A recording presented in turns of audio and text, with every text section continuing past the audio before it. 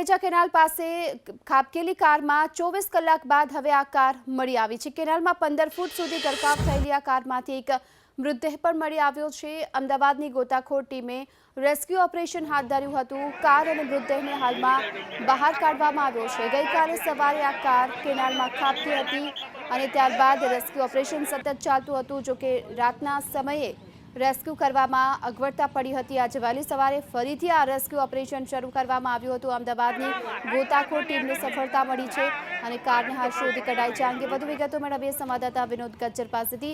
વિનોદ, હાલમાં જે પ્રમાણે કાર છે કેનાલમાંથી મળી આવી છે, એક વ્યક્તિનો મૃતદેહ મળ્યો છે, શું વિગતો? ચોક્કસથી જણાવજો કે જે 24 કલાકથી જે કુરેજા કેનાલમાં કાર ખાબકવાની જે ઘટના સામે આવી હતી તેના પગલે અસમંજસ ભરી સ્થિતિ સર્જાઈ હતી।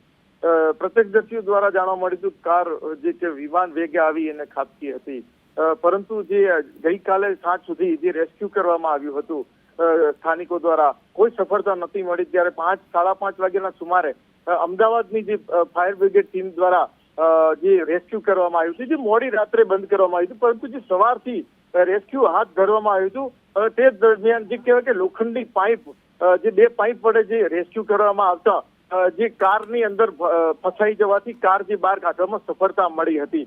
કારમાં એક યુવાન જે કહેવાય કે મૃત હાલતમાં મળી આવ્યો હતો। જે રાવિન્દ્રાના જે ભાઉજી ઠાકુર નામનો યુવાન, જે તેમના પરિવારજનો દ્વારા જે પોલીસ સ્ટેશનમાં એક જાણવાજોગ અરજી આપવામાં આવી હતી કે અકસ્માતે કંઈક આ રીતની ઘટના બની છે, તે આજે સાબિત થઈ છે અને તેના જે મૃતદેહને અત્યારે પોસ્ટમોર્ટમ માટે મોકલી દેવામાં આવ્યો છે અને જે કહી શકાય કે સ્થાનિકો તેમજ જે ફાયર બ્રિગેડની ટીમ દ્વારા આજે મોટી સફળતા હાંસિલ થઈ છે। જી, આભાર આપનો આ સમગ્ર માહિતી બદલ। તો જે પ્રમાણે હાલમાં મોટી સફળતા મળી છે અને આ કારને હાલ શોધી કાઢવામાં આવી છે, જો કે આ સાથે એક મૃતદેહ પણ મળી આવ્યો છે।